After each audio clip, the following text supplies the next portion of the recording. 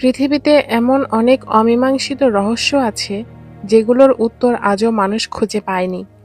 কোথাও আছে অদ্ভুত নিদর্শন, কোথাও আছে আবার রহস্যে ঘেরা প্রাচীন স্থান।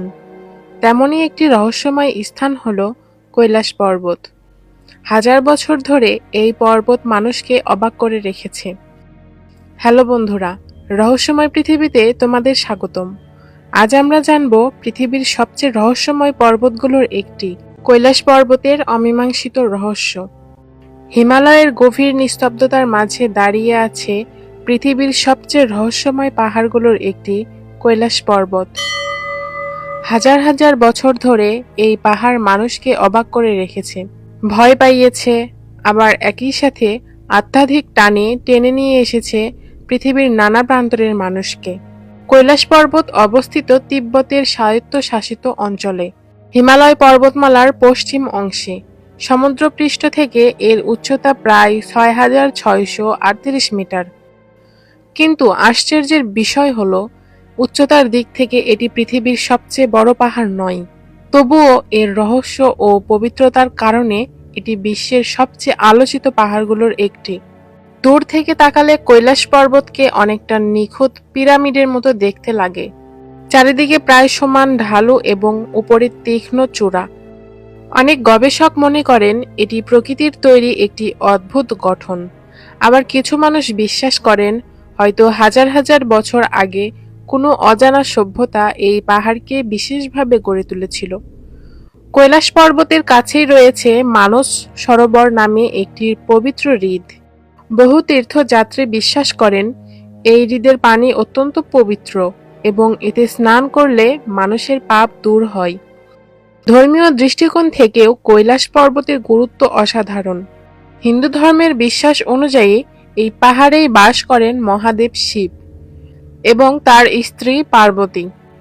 অনেক পুরাণে বলা হয়েছে কৈলাস হল শিবের ধ্যানের স্থান। বৌদ্ধ ধর্মের অনুসারীরাও এই পাহাড়কে অত্যন্ত পবিত্র মনে করেন। তাদের বিশ্বাস অনুযায়ী এটি এক আধ্যাত্মিক শক্তির কেন্দ্র। জৈন ধর্মের ইতিহাসেও বলা হয় তাদের প্রথম তীর্থস্কর এখানেই মুক্তি লাভ করেছিল। কিন্তু কৈলাস পর্বতের সবচেয়ে বড় রহস্য হল, আজ পর্যন্ত কোনো মানুষ এই পাহাড়ের চূড়ায় উঠতে পারেনি। পৃথিবীর সবচেয়ে উঁচু পাহাড় এভারেস্ট হাজার হাজার মানুষ উঠেছে, কিন্তু কৈলাসের চূড়া আজও মানুষের পায়ের ছাপহীন। অনেক বছর আগে কিছু পর্বত আরোহী এই পাহাড়ে ওঠার চেষ্টা করতে চেয়েছিলেন, কিন্তু ধর্মীয় কারণে সেই অনুমতি দেওয়া হয়নি। স্থানীয় মানুষ বিশ্বাস করেন এই পাহাড় দেবতার আবাস, এখানে মানুষের ওঠা উচিত নয়। আরেকটি অদ্ভুত গল্প প্রায় শোনা যায় ভ্রমণকারীদের কাছে থেকে। কেউ কেউ দাবি করেন কৈলাস পর্বতের আশেপাশে গেলে সময়ের অনুভূতি বদলে যায়। কয়েক ঘন্টা থাকার পর মনে হয় যে কয়েক দিন কেটে গেছে। কেউ কেউ বলেন তাদের চুল ও নখ অস্বাভাবিকভাবে দ্রুত বাড়তে শুরু করে, যদিও বিজ্ঞানীরা এই ঘটনার কোনো নিশ্চিত ব্যাখ্যা দিতে পারেননি। আরও একটি বিস্ময়কর বিষয় হল, কৈলাস পর্বতের আশেপাশের অঞ্চল থেকেই এশিয়ার 4টি নদীর উৎপত্তি হয়েছে। এই নদীগুলো বিভিন্ন দিকে প্রবাহিত হয়ে কোটি কোটি মানুষের জীবন ও সভ্যতাকে টিকিয়ে রেখেছে। কৈলাস পর্বতের চূড়ায় ওঠা নিষিদ্ধ হলেও হাজার হাজার তীর্থযাত্রী প্রতি বছর এই পাহাড়ের চারিপাশে হাঁটেন। এই যাত্রাকে বলা হয় পরিক্রমা। পুরো পথ প্রায় 52 কিলোমিটার। অনেকেই বিশ্বাস করেন এই পথ একবার সম্পূর্ণ হাঁটতে পারলে মানুষের জীবনের পাপ দূর হয়। আজও কৈলাস পর্বত অসংখ্য প্রশ্নের উত্তর লুকিয়ে রেখেছে।